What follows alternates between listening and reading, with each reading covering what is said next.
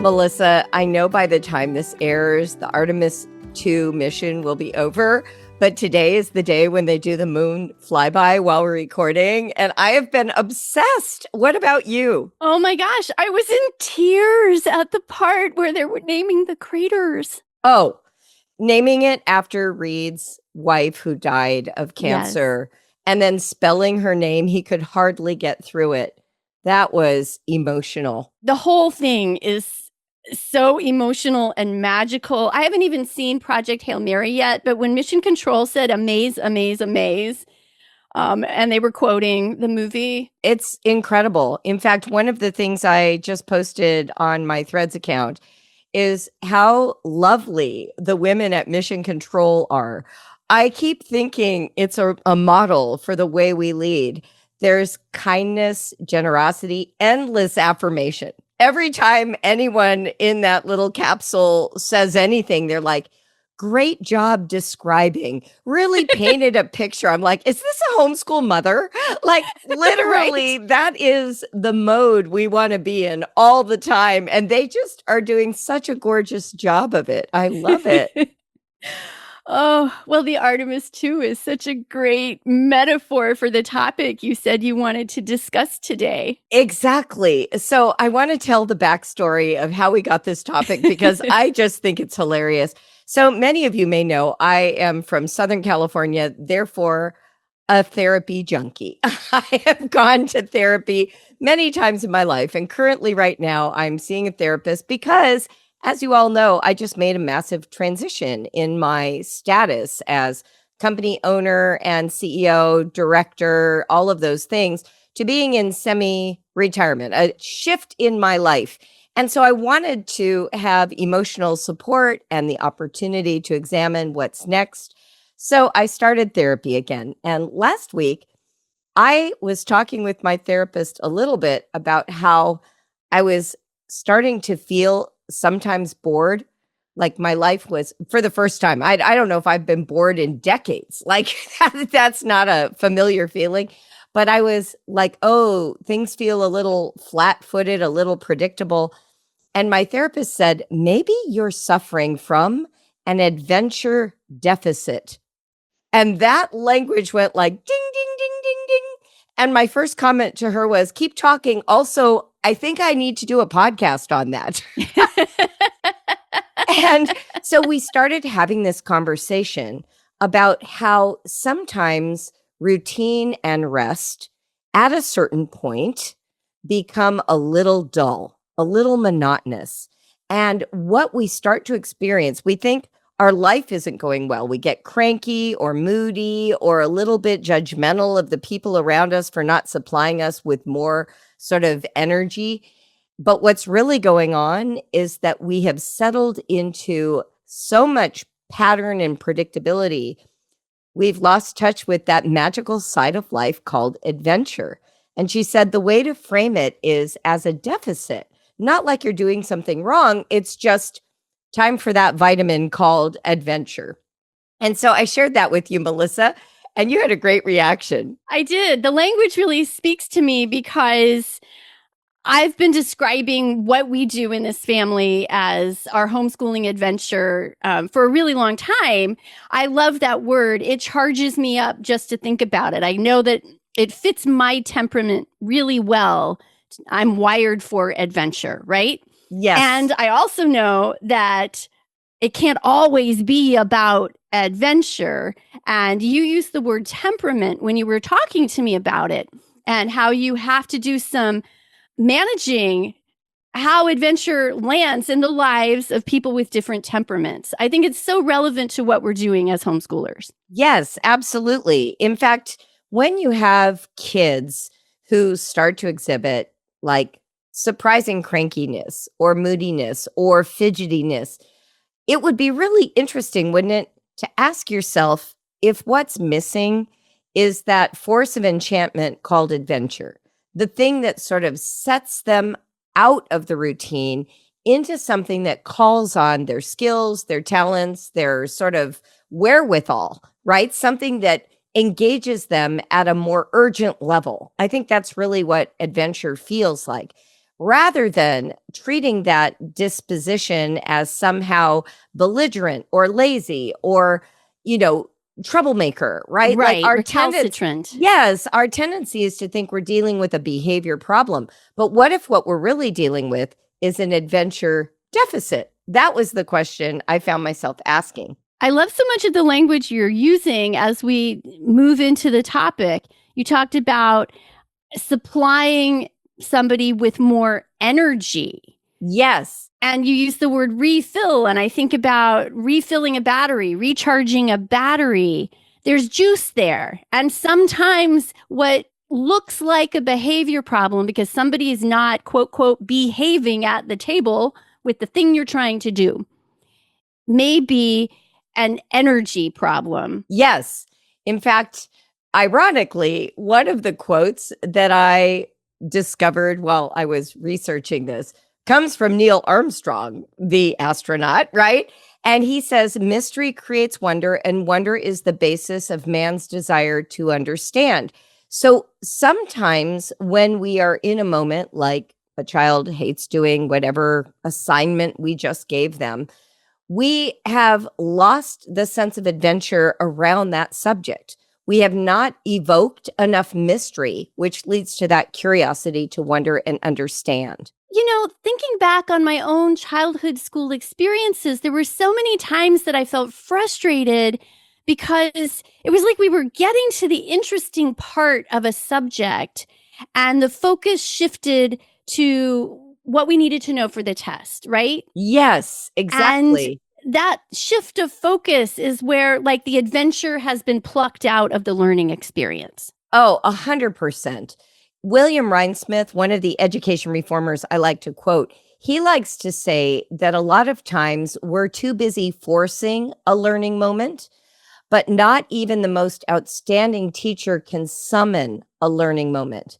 The most we can do is fashion a context for them. And so what we're looking for is a certain lightness and even playfulness. And we need to stay open, keep our minds nimble, and most of all, we must learn to abandon what we thought was important and surrender to the serendipitous nature of learning moments. And then he says, put succinctly, teachers must learn to live on the balls of their feet, expecting the unexpected. Isn't that beautiful? Wow, I love that. And my first thought is, oh my gosh, the admiration and props for all of the classroom teachers out there trying to fashion a context for learning moments and having to stay on the balls of their feet in that context.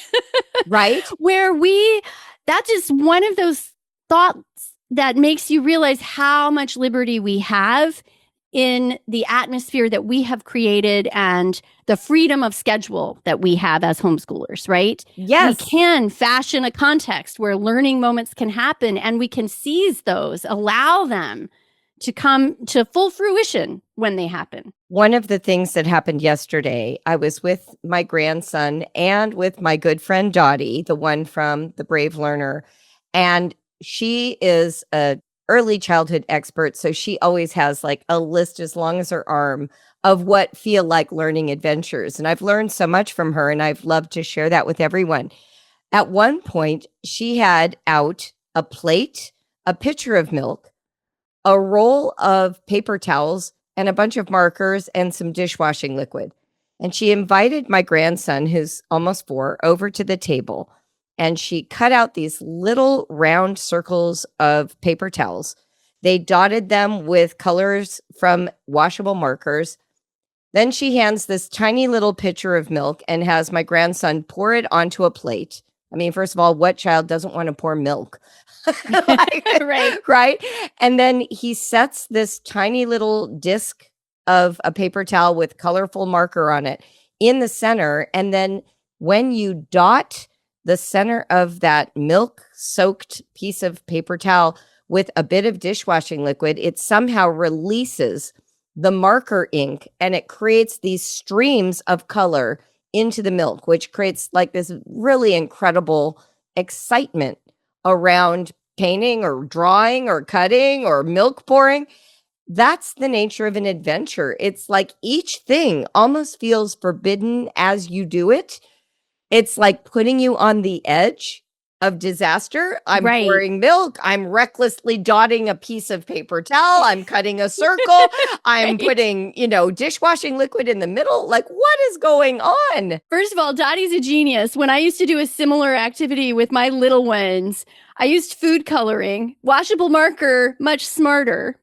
But you also reminded me of a moment when kid number 3 was maybe 8 years old, and we were at dinner one night. We were having a salad, and I had lit a candle. And she said, "What would happen if you burned a piece of lettuce?" And I said, "Oh, let's find out." And let her hold the lettuce to the flame. And of course, we did the fire safety talk. That goes without saying. But and the lettuce was so full of water that it didn't catch on fire, right? Just some like steam. It was really fun. And she is what, 25 now? That story still comes up. Remember when you let me burn the lettuce, Mom? I mean, we had that happen with the experience of trying to know what it's like for a duck to be in Arctic waters. Like, why can a duck or a bird or a penguin be in Arctic waters? Well, it's because they have this sort of insulation from whatever that fat is in their bodies. And so the approximation that we tried is we got a bucket, filled it with ice, added water, and then we took our hands. One hand was bare and the other hand was coated in Crisco. And you dip one hand in and it's freezing cold, and all you want to do is pull out your hand. Then you put the hand in with Crisco and you cannot even tell that the water is cold. And my kids talked about that for years, right?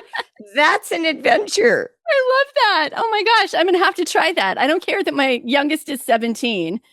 This is what we're doing for family dinner. Well, they always wanted to redo it, right? So that's the thing. Adventure invites this kind of surprise and mystery, and it sort of takes away the fulfillment of expectation. You end up with the unexpected, and that's partly what makes it an adventure. Okay, so I have thoughts swirling, and one of them is you cannot always come up with these ideas in the moment. So we've been talking about, like, in a situation where the energy has left the room, things are flat, you want to do something that livens it up. So you start an adventure list right now, right? That's like, it. Collect ideas. You've got a notebook that you can flip to and pull one out. But also, like, this adventure mindset teaches you how to notice the opportunity and how to say yes as often as you can, how to make them happen while still navigating. I'm not overlooking the importance of, we do still need to maintain certain routines, and we do want to accomplish certain tasks, so there's this balance we're striving for. Oh, that is for sure true. I mean, have you ever experienced where you've been out of the house 4 or 5 days in a row, and then all of a sudden you're like, I have got to spend a day at home? Yes. That's exactly the tension that we're living. If there's too much adventure, too much going on, too many unpredictable outcomes, we get dysregulated. But I think sometimes we undervalue the dysregulation that is the result of too much predictability, too much mundane routine. The routine is meant to support you with a structure so that you don't every morning have to wake up and reinvent how to live with your kids and how to homeschool them. Right. But once in a while, and for some families, that's once a day, and for some families, that's once every 3 weeks.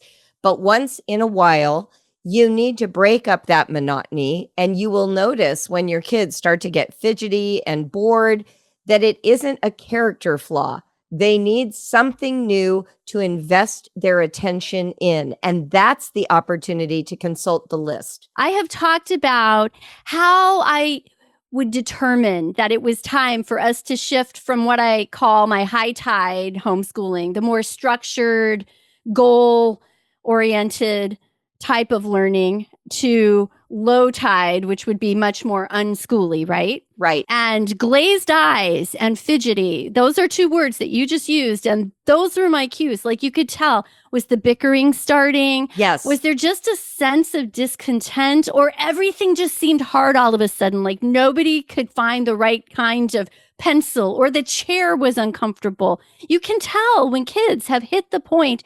Their bodies are where they show the signs, right? And the bickering. Yeah, the bickering for sure. But yes, such good examples. One of the things that I notice when I am in the spring is that tends to be the season that calls for more adventure. And partly that is what was hitting me in that therapy session. We had a pretty brutal winter here in Ohio.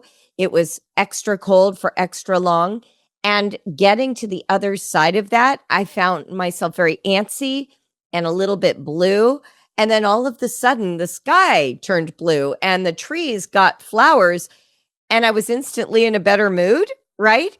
But also really reluctant to just do my taxes. Like all I wanted to do was dig out old dead plants and buy seeds and, take walks in the sunshine because I needed adventure. I needed to get out of the routine. Oh, I have always thought it is a deep injustice that our taxes are due in April. Yes. In the Northern Hemisphere? How dare you? Are you kidding me? But I totally, spring is a reset and I have to move. I always had to move lessons out of the house or change up. Like spring was perfect for calling a few friends and saying, hey, do you want to do a park meetup once a week? Exactly. So let's look at this list. We created a nice little list of things to think about. I want us to name some adventures for the following kinds of categories. We'll kind of take them one at a time. But what are some adventures they could put on their list for out of the house, inside the house, sunny days, rainy days, nature, tech, drama or theater, literature, and even thinking adventures? So get your pens out or come back and listen to this podcast again and fast forward till you get to these. We're going to just brainstorm some of these ideas for you so that we can kickstart your list. I love when we do this because we haven't thought yet about what we're going to say. This is pulling from experience. I love it. Innovation. So you want to go first? Give me one of your favorite out of the house adventures, maybe something we haven't said before. I know we've shared a lot of adventures over the years, but is there one that we haven't thought about? Okay. Finding a bakery or grocery store that we've never been to before. That is so simple. I love that. Fabulous.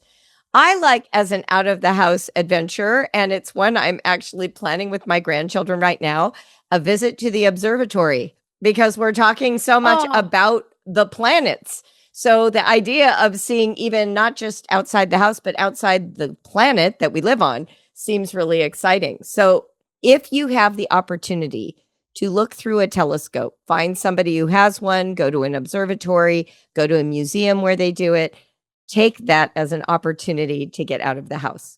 Okay, Melissa, inside the house. Inside the house. Okay. Washable markers in the bathtub, no water, clothes on. I've never heard of that in my life. Just go draw all over the shower tiles. What?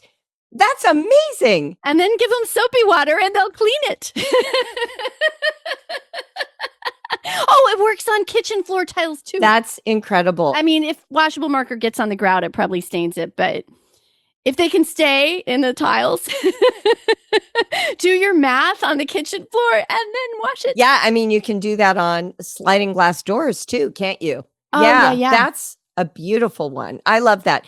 One of the ones that I think is fun to do inside the house is to make paper chains, get a bunch of construction paper, cut strips that are several inches long and make a chain. And on each of the chains, put an activity or a favorite movie or a poem you love so that that chain can hang inside the house. And that can be a place where they look for adventure. And you could put, do 31 of them. And then there's one for every day of the month of May. And just take one off each day. So have them build this chain first inside the house. Might take a few days to come up with that many activities. And it can include things like blowing bubbles with bubble gum. I mean, they do not have to be huge Elaborate. ideas, right? Just something that kind of catalyzes or piques their excitement. Collaborate, make the paper chain, see how that goes. Okay, I love that. I have another inside the house one. Awesome. Face paint. And it's not Halloween. So it's not like you got to come up with just practicing costume faces. Yeah. In the face paint that we used to use that Dottie introduced me to looked like a pastel. It was like draw on face paint as opposed to paint on. I don't even know what kind it was, but that was really easy for kids to use. Like sometimes with a paintbrush, it's harder. So maybe take a look for that. But what a great idea. Kids love having their faces painted and their arms and their necks. Yeah, right. And their legs, right? Not only for faces. That's such a good one. How about for this growing number of sunny days that we're finally getting after a long winter? What are some sunny day adventures that you can take with your kids? I'm trying to think of things we haven't talked about. I feel like I shared a lot of my favorite outside activities around the house recently, but one thing I didn't mention is sidewalk chalk, but get it wet. Yes, love that. That's the chalk itself, not the sidewalk. Not the sidewalk. Get the chalk wet. It softens a little. The color comes off like more easily, and it's really rich and vibrant. And I mean, you can do a million things with sidewalk chalk, including take your lessons outside and do it on the patio or, front walkway. And while you're using that sidewalk chalk, learn how to play hopscotch because game is just so much fun.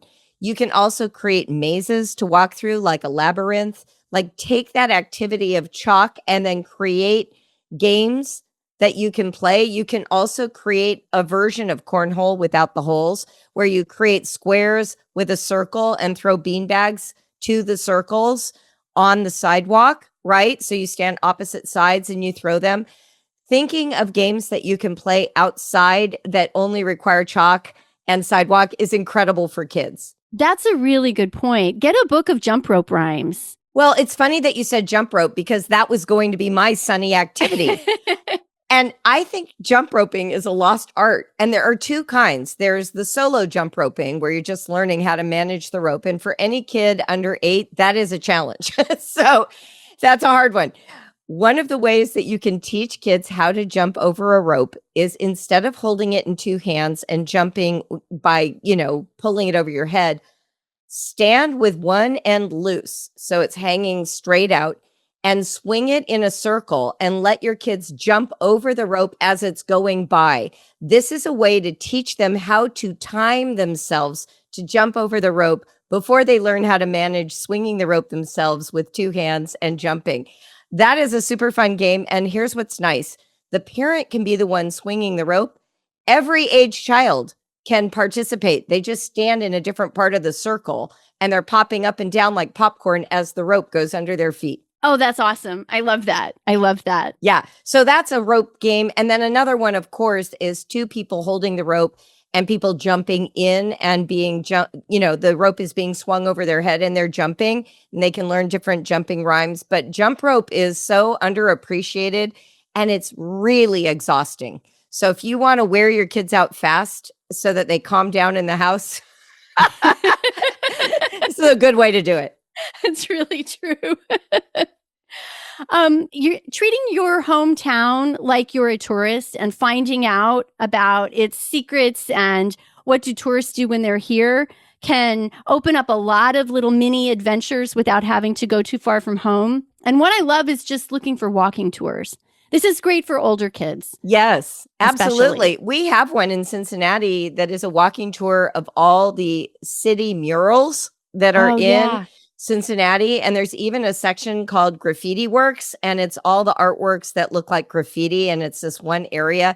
Very exciting. So yeah, if you have a destination or something that you're looking at on this walk, that's extra helpful.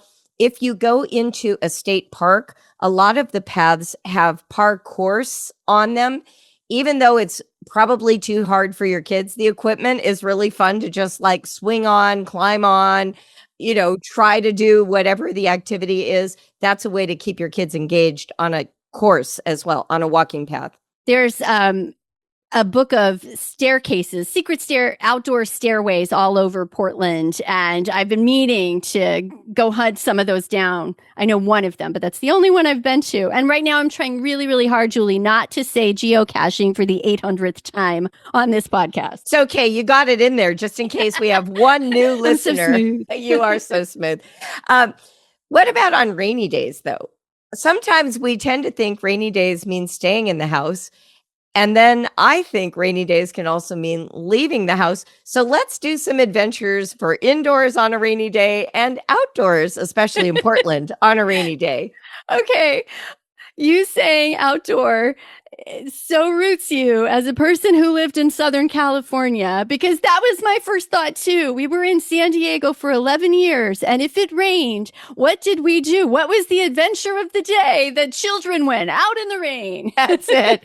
Oh my gosh. Rain boots, umbrellas, buckets splashing. I mean, boy, if you live in a place where it doesn't rain very often, being in the rain and watching the water go down into the gutters is like, I don't know, magical for children. At a Brave Rider retreat way back in, I want to say 2016, we were in Cincinnati and there was a downpour. And I remember our dear friend Ramona, another Southern Californian, being ecstatic. She had to take video of it to show her kids. And she went outside and got wet because they were in a drought in Southern California. Yes. And it kind of reminded me of Sarah Plain and Tall. Do you remember when the kids go from the drought in the Midwest and they end up in the Northeast and there's like a downpour and everybody goes out and gets soaking wet?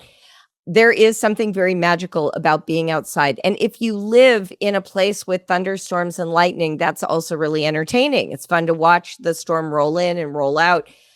Even the mud, the sticky mud in the middle of Kansas. Right.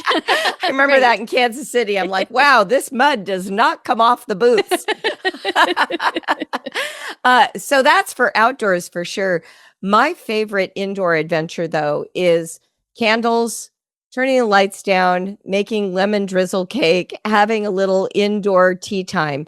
I remember I have this book of tea times, and they have a rainy day one where it's lemon cake and they drizzle lemon icing. The drizzle is like the rain, and they have a rainbow that you draw and you put on the plate, right? And it's just kind of focused on being indoors and having tea. So sometimes that coziness factor with candles out of the blue, especially in spring or summer, is really nice. Oh, I really love that. That's really rainy day specific. What I just came up with is more, you really could do it inside the house any time of year. But to share a little piece of your childhood with your kids, like a rainy day to mix things up is a really good time to go look for what were the top 40 songs when you were your kids' ages, or commercials. My children grew up not watching any commercials. Right.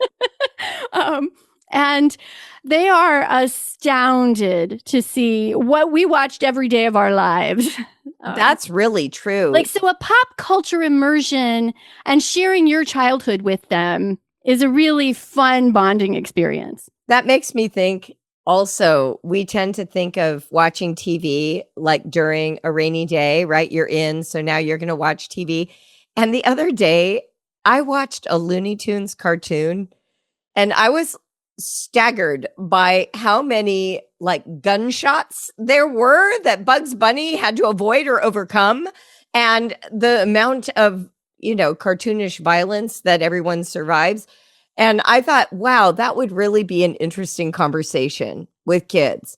Like, what do we think about all this? Also, old Looney Tunes cartoons, their soundtracks are all classical music. Right. And it's fun to even talk about that with our kids, because today everything's like new music. It's all written for the show, right? Paw Patrol or whatever. So it's kind of fun to do that contrast. I love that idea. I think that's really fun. I'm now hearing "O Boonhilda" in my head. Or the William Tell Overture. My gosh, that's like in every cartoon. I mean, so fun. So fun. Ditch the desk and rediscover the joy of science. Is your spring homeschool routine feeling a little stale? When the sun starts shining and the warm weather is drawing you outdoors, it's the perfect time to pivot, to lean into unit studies, and to breathe new life into your homeschool day. Brave Writer has a free guide called A Build a Science Unit Study with Brave Writer, and it shows you how to turn your child's natural wonder into an engaging learning adventure that combines subjects for both ease and delight. Imagine checking off those end of the year boxes and knowing you've covered science in a meaningful way. Head over to the show notes where we've got a link for you so that you can download a free copy of our Brave Writer Build a Science Unit study that is just perfect for spring. And now, back to the show. When you were mentioning in the outside earlier, you talked about, I think you said like make a version of cornhole. Yes. With chalk, right? Right. And that reminded me of making bean bags. So this is a good rainy day activity. Oh, yes. Fill them with lentils. Keep a bag of lentils in the pantry. They're the best filling for a bean bag. And you cut out some squares and they sew them. They can use the sewing machine or sew it by hand. And now you've got bean bags to use for all sorts of things, including we loved bean bags for practicing timetables. Oh, tell me more. Something about the physical activity sort of took the pressure off. So like you're practicing your sevens and you're just standing in a circle and tossing them into each other. And you say 7 and toss it. And your kid says 14 and tosses it to his sister. And she says 21 and tosses it back to you. I love that. Yeah, beanbags are amazing. You can also play tic-tac-toe with beanbags, but by standing back and having to throw them into the square. So, don't stand too far with little kids, but like having to aim for the square, make the squares big enough, right? Don't make them too small. But that's another way of outdoor, but you can also do it indoor. Beanbags are really satisfying to hold in your hand. You can practice. Another indoor rainy day game. Oh my gosh, now they're all coming to me because I'm remembering my own childhood. We used to throw cards into a hat. We played jacks. We played pickup sticks. These are all like games that you would play when there was nothing to do outside. So those are fun. Old school, learning a yo-yo, old school games. Hide some of this stuff so that you can pull it out when you need adventure, when you need a little break in the routine. That's great. Even just pulling all the condiments out of your fridge. You probably needed to like do an overhaul of them anyway, and putting them in a little bowl and making some tater tots or something so that everybody can dip and try all the different condiments. Oh, I love that idea. That sounds fun. I might have to try that one on my own. All right, let's move on to adventures in nature and tech. Well, I guess tech is a nice segue from beanbags because sewing machine is such an accessible piece of technology. Very young children can learn to use a sewing machine, and it's so satisfying. And there isn't a parent who ever feels guilty for doing sewing machines with kids. It's so funny how that machinery feels both old school and modern at the same time and valuable. So yeah, sewing is incredible. I mean, it feels like you're driving a car. You put your foot on that pedal and you're controlling the speed of the needle, learning the different stitches. Yeah, sewing is very, very powerful. Another kind of technology would be building technologies too, whether it's a hammer or a screwdriver or a drill. I'm always intimidated by drills, but drills can be really exciting if you have proper supervision. One of the hammering technologies that we did is we bought a mail tube, like a poster mailing tube, and we hammered nails all over it. So satisfying. The nails go right in.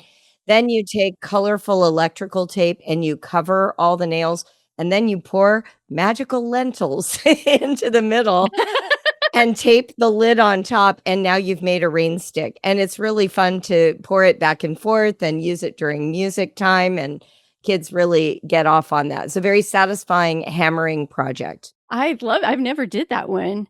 You made me realize I have a stash of videos like saved on Instagram Reels that have to do with household or garden projects.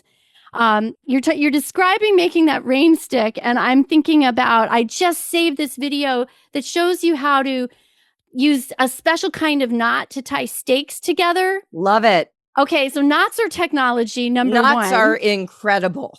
Learning all the different knots, incredible. Yes. But also, I know that you and probably every person listening to this podcast has a stash of videos that they have saved or Pinterest stuff that's like household and yard ideas. Go to that list. You're going to find stuff that you can play with your kids. I love that. That's such a good reminder because we are constantly collecting ideas and sometimes we forget that we've collected them. So that's really useful.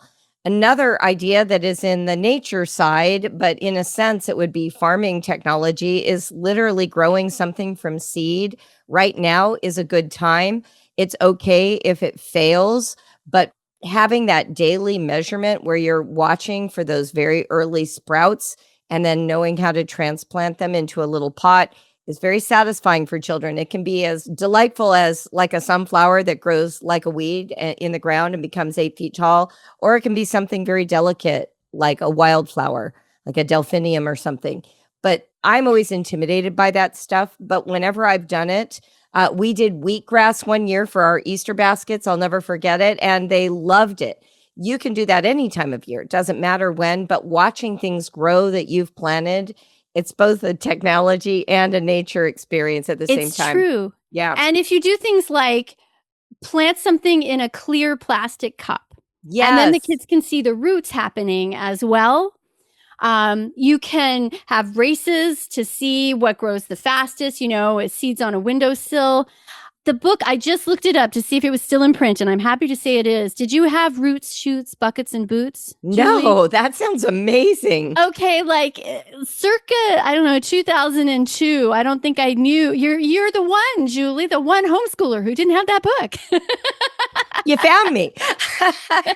Well, we should put it in the Brave Writer bookshop immediately. Okay. It's a book full of ideas of fun stuff to do in the garden.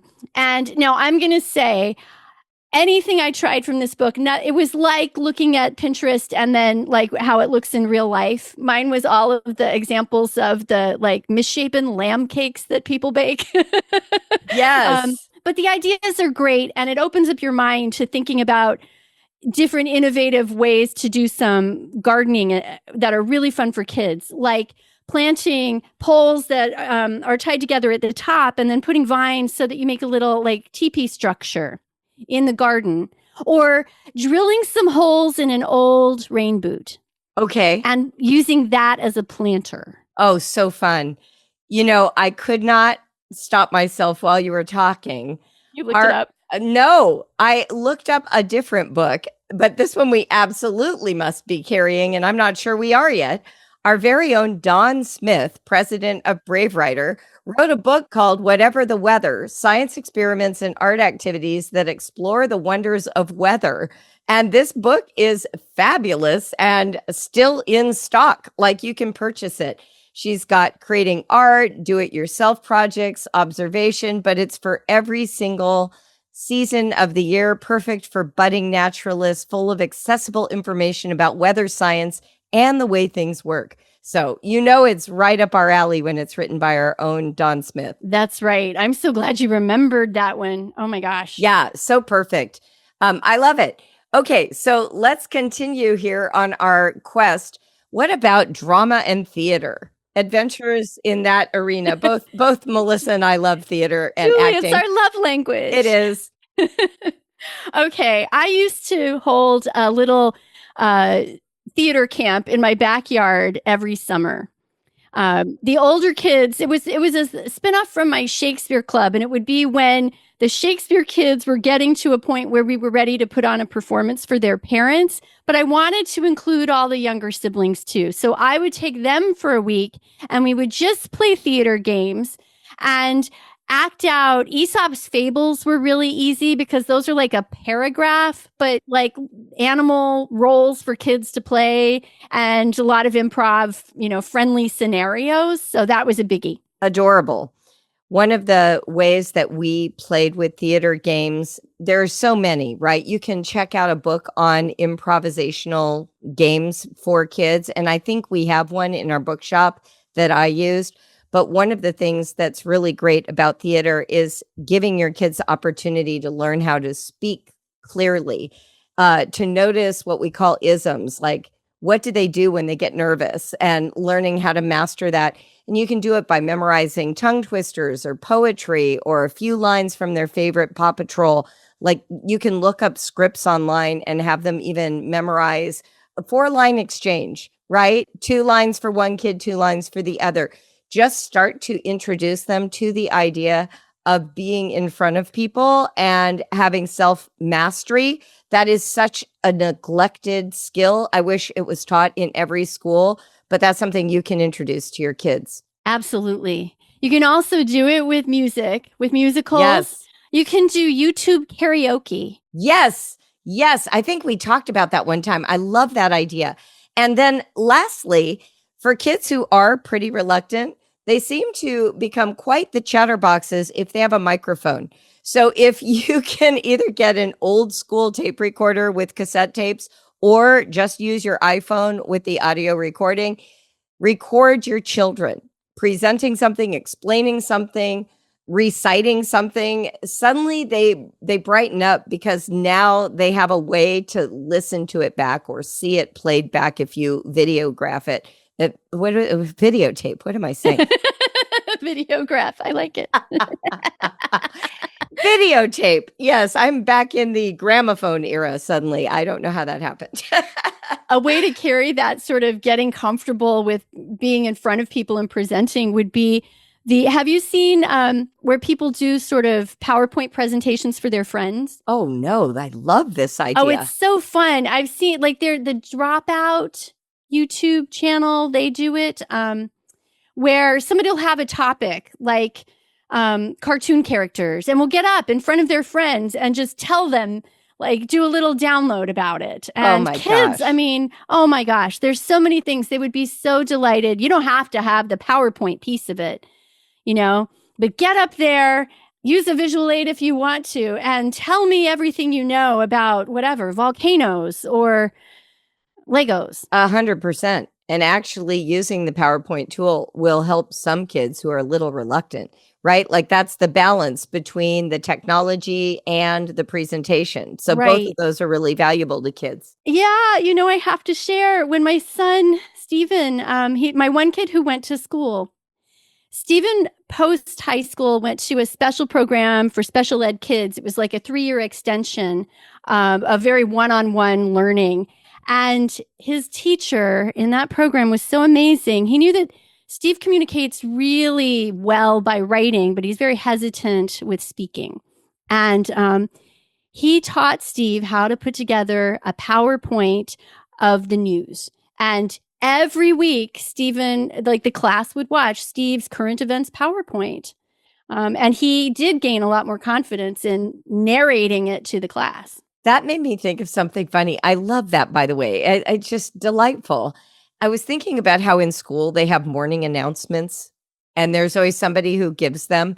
Wouldn't it be funny? I've never done this, but it's just occurring to me. Wouldn't it be funny if a kid each day had that responsibility in the family to announce what's going to happen and they did it in some kind of presentation way that they make up of their own? It could be a sign. It could be a PowerPoint presentation. It could be a recitation. It could be recorded and blasted over the Bose speaker in your house. Like, I love that. It could be really, really fun. That could really help change the energy around the routine. Oh, I love that. That's super fun. Okay. I have another one. Okay. If you have a pet, have your kid take video of the pet and then record a voiceover as the pet. Oh my gosh. So funny. Like what the pet is thinking, what the pet is doing. Yeah, the pet's commentary on what's going on. That could be really, really delightful and funny. That's fabulous.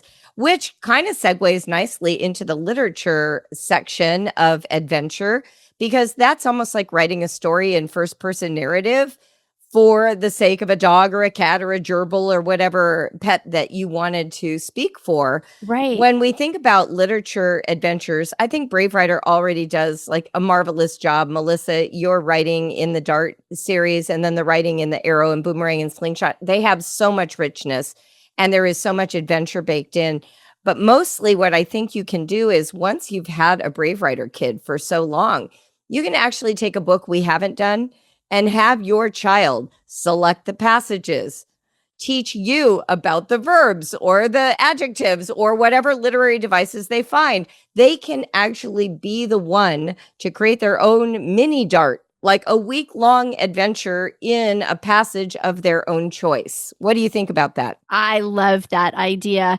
And I think it can happen so readily because those kids do start to notice onomatopoeia when it shows up in the next book. Yes. And a great use of an interrobang. Like we're always excited when we see a question mark and an exclamation point next to each other in a Dart book.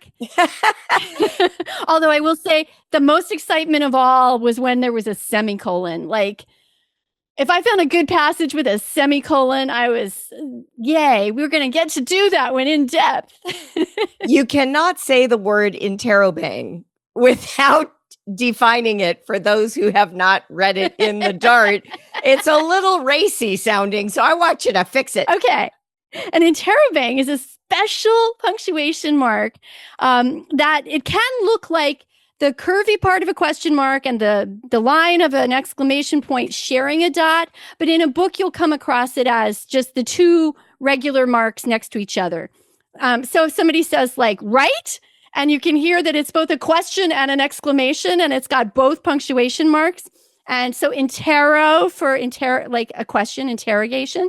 And bang, the reason that's there, Julie, I'm sure you know this, but you're right, it does sound a little off color. In print, like in the days when printing happened with lead type, the exclamation point was called a banger. Oh, I did not know that. And when I was a poetry editor in the 90s on a literary magazine, when we were like ready to go to press, the last stage was we would read every single thing out loud, one person reading, another person checking it.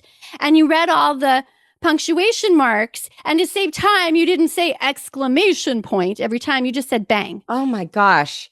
Now, see, that was an adventure for me.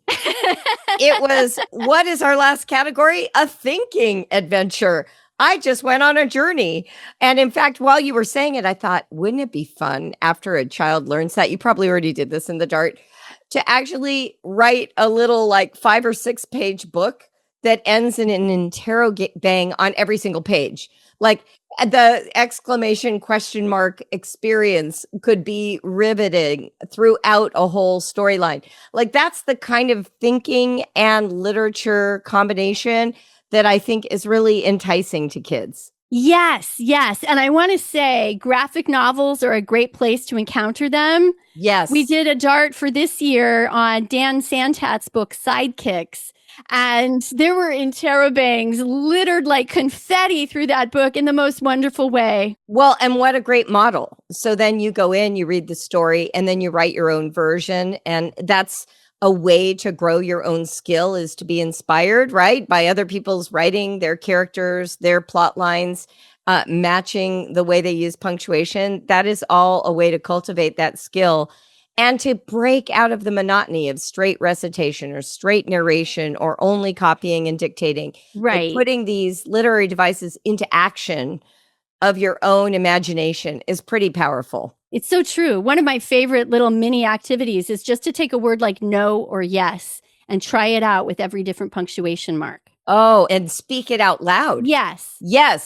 We've done that. In fact, no, you're exactly right. That is one of those improvisational activities that you can do. Take one sentence and try to communicate an emotion and see if the audience can pick it up. And it's the same sentence said over and over. You know, I don't want to go to the store. And then it's, I don't want to go to the store. Right. And then it's, I don't want to go to the store. I don't want to go to the store. And pretty soon you're like, wow, there are so many ways to say this line. It's kind of incredible. Right. Changing the emphasis, changing the inflection. Kids really get into that. They do. Julie, I have another little thinking adventure for you. This is one I went on this morning. Okay. I was listening to somebody talk about the ways different languages express things. And I did not know that in Turkish, there's different types of past tense. Like if you want to say it rained, there's different ways to say it, from did you see it rain? Like you have direct, you witnessed the thing, or you heard about the thing, or you inferred it. That's incredible. God, that's so precise. I really love that. You know, Japanese has that. When you're describing something, you're not just saying, you know, it's silver and tall. You're saying it's silver, tall, and cylindrical. It's silver, tall, and round. It's silver, tall, and square. but it's embedded in the word. So the word gets modified to imply what shape it is. It's not an additional word. You're actually, and there's somebody who speaks Japanese out there and they're like, Julie, that's not quite it. but I remember this because my roommate was studying Japanese and she was so floored by it. And so there's something to it that has that property. Learning what other languages do is fascinating, right? That is, even if you don't know the language, just learning how they structure. Do they start with the verb? Do they start with a pronoun? Do they start with the object? They have different word order, and those word orders have to be mastered and learned. It's not the same. You aren't doing word for word translation when you learn a new language. That's right. And learning about those things in other languages helps you understand your own language more. You start to realize there's all sorts of embedded knowledge you have that you don't think about, like the order of saying, the cute little green horse. The order of those adjectives is, you don't say the green cute little horse. No, you don't. It matters what order, but we don't think about it. We just do it. That's true. And you can actually take a sentence like that, cut up all the adjectives, and lay it out on a table and ask your kids to put the words in the right order, and they will. Like, they'll do it. And you can say, look how good you are at grammar. Now let's see if we can talk about why this is the order and what, how come we all know it. We've heard it so many times. And even when there's just one word out of order, it can really, really throw you off. And yet there are some words that can be moved around a lot. Adverbs can be moved around a lot in a sentence, and it doesn't really affect the meaning. It sounds natural to say, tomorrow I'm going to the store. I'm going to the store tomorrow. I'm going tomorrow to the store. You can use that word tomorrow and kind of move it around, and it doesn't affect the meaning or the feel as much. Yeah. Well, clearly there are a lot of thinking adventures to be had around language. That's for sure. Do we have any other thinking adventures we want to mention? You and I are always so language heavy. It's true. It's true. I know. I had round robin stories written down for literature as like you start talking and tell a little bit of a story, and then the next person picks it up and carries it on. Perfect. I think it's also helpful, like, to take advantage of cultural events. So right now we have this moon odyssey happening.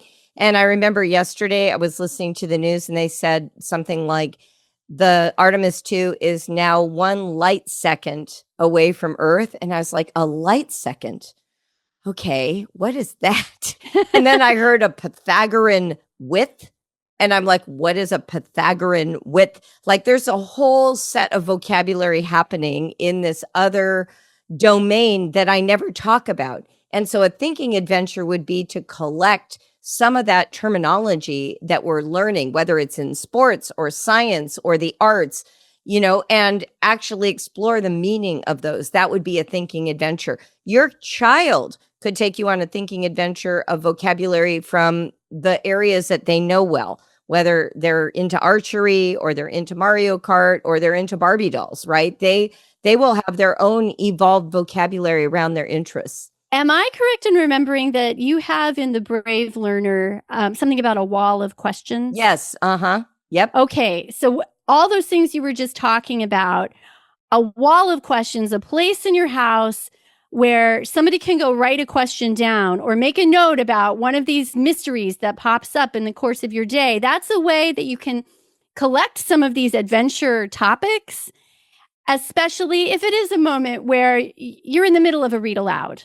Or you do just really want to get to the end of, the science activity that you were doing, right? Because we know you can't always just chuck everything and go off on what we're calling adventures, but you can collect the ingredients for adventures and jump into them at the earliest opportunity. Yeah, I love that. I'm glad you brought that up. We recommend keeping a stack of Post-it notes and a pen so anybody can contribute. You can put these Post-it notes on a sliding glass door, a whiteboard, a blackboard, a door. They don't always stick very well to a flat matte paint. So find a surface where they can contribute them.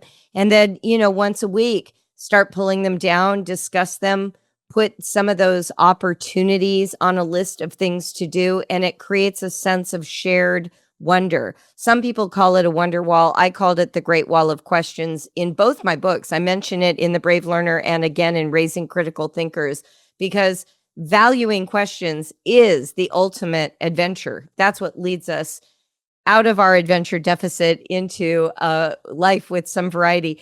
Before we close, though, Melissa, would you mind going through the adventure flowchart that my lovely therapist sent me? Because I think this is hilarious. You want to talk about it a little bit? I love this. Okay, so you said so. This is from your therapist. Yes, she drew this and sent it to me. It's a flow chart, and it asks some questions, and there are yeses and nos. Okay, so do you want me to read? Read the first question at the top, and then I'll read the yes and no, and we'll just take turns. Okay, so was it hard or dirty or uncertain at times? So this is the question we're asking about whether something is an adventure. And if the answer is no, then it wasn't an adventure. So the first thing to know is adventure often includes hard, dirty, and uncertain. I love it. So if the answer is yes, what's the next question? Did you think you were going to die? Okay, that's hilarious. So if the answer is yes, the next question is, but did you die? This is where I was howling. What if the answer is yes? And what is the answer if it's yes? Not a good adventure. So what we learn when we go through the whole flow chart is that if you die, it's not a good adventure. But if you didn't die, what is it? It was a good adventure. That's right. So did you think you were going to die? If the answer is no, what's the next question? Did you get some minor injuries? If the answer is yes, but you didn't die, it was a good adventure. If the answer is yes, but you did die, not a good adventure. So really the dividing line here has to do with death. All right. So if you didn't get any minor injuries, what's next? Did you cut off your own arm? Okay, that one, I almost cried. I laughed so hard. She answers it with yes. Obviously, you should write a book about it. I guess you're dictating that book. Yes. Do you remember, though, there was the book where the guy had to cut off his own arm to that's right. It's a real book to get out of a trap. Like his arm was trapped in some boulders in the middle of Zion National Park or somewhere like that out west. And so that's why I just thought, oh, that is so funny. All right. Did you get lost? If yes, it goes to, but did you die? So now we know what's a good adventure and what's a bad adventure. What if you did not get lost? Yeah. What if you didn't get lost? Did you see a bear? Yes. Awesome. Awesome. And what about if it's no? Did you get scared? Oh, yes. But did you die? No. So it's a good adventure. Okay. If you didn't get scared, what's the next question? This one made me laugh because it's a shaping influence in my life. Did you get cold?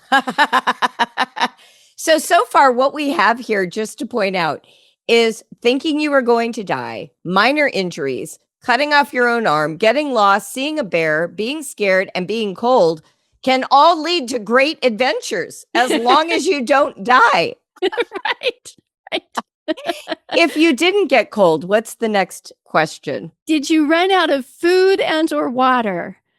Okay, if you're a parent, the answer is probably yes. Yes. And no one died, so it's a good adventure. If you did die, it's over anyway. And then finally, did you just do it for Instagram?